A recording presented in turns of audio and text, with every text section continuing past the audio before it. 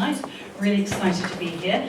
I do feel like a bit of a fraud being invited on an evening that's about travelling. I feel I'm a bit of an anti-traveller at the moment. I came from just across the road because I work just opposite.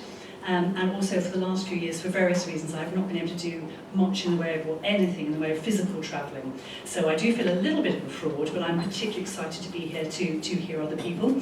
And the one thing I haven't been able to do is to travel into the work of other writers and artists. And that's one of the joys of imaginative work. Of course, you don't have to travel physically to be able to do some travelling. So I am going to read tonight from some work that's really my travelogue into the work of Louise Bourgeois, who is a sculptor and artist whose work means a lot to me.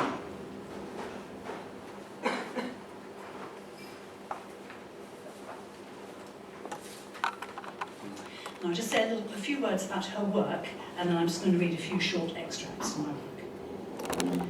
So Bourgeois' spiders, her altered domestic objects, her amputated bodies, and in particular her stuffed and stitched fabric pieces are the territories that I've been exploring. Her interest is in that shared border between the private and the public self, the escapes from that border and the invasions over it. And that became something I set out to map in a series of poems that use specific bourgeois pieces as a starting point, but also respond more generally to her strategies for engaging with those interactions between home, body, gender, and family, and her struggle to go out from or return to those things. The sculptural pieces I'll be referring to are her pink marble eyes, her large bronze spiders, and her hanging fabric pieces that are pieced and stitched together out of her own clothing. The journey for Bourgeois, and therefore for these poems, is through the terror and release of psychic disintegration, and to the possibility of a new and creative rebuilding.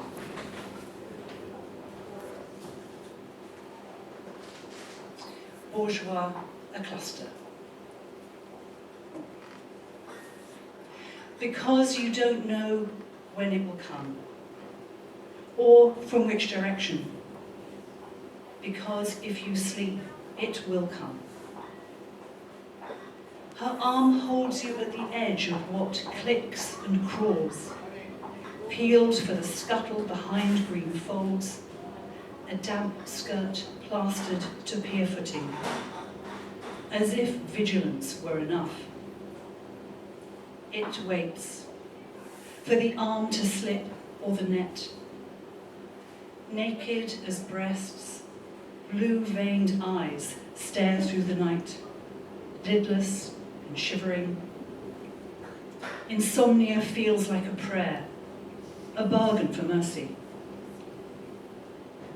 In Heidelberg, a woman croons to a naked man sewn from the ticking of her straw mattress, "Ich liebe dich," or empties him by the handful.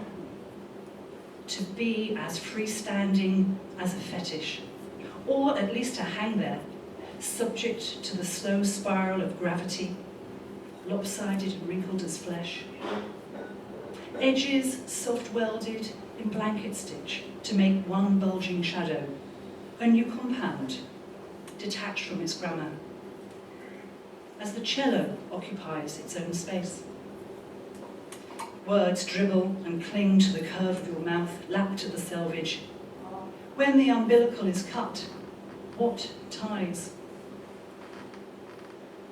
It looks like detachment, but it's her own pinstripe shirt, pressed by a small head to the hue of her breasts.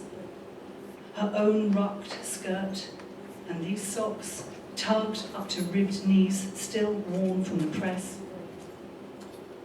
Lights out in Heidelberg. A row of straw dolls cut down and laid on the floor. She sucks on knowledge with her mother's turquoise mouth. How tapestry wears thin.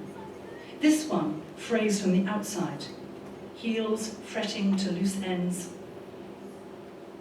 She nicks up fine thread and mends tiny bones so she can walk, leaves home on bandaged feet. Her needle is an arrow shot beyond the edge of her world, trailing wars, and turning seas red. A child chases, something glitters, and you follow into language. There's a big red lorry. There are pots and pans in the lorry and a hill to climb. From the top, everything will look very small. It's time. From your mother's hairy abdomen, you pull a skein of scarlet wool and tie it around your wrist. Your feet are backstitched. You walk the reverse of your story. The spider draws you back in, from your blue jubilation to where symbolic systems are spooled. And paradise is a fine mesh. Gravity needs a little push to hold you in at the seams. A cross-hatching of frontiers, borders fought over and held. You were drawn and quartered in butcher's ink.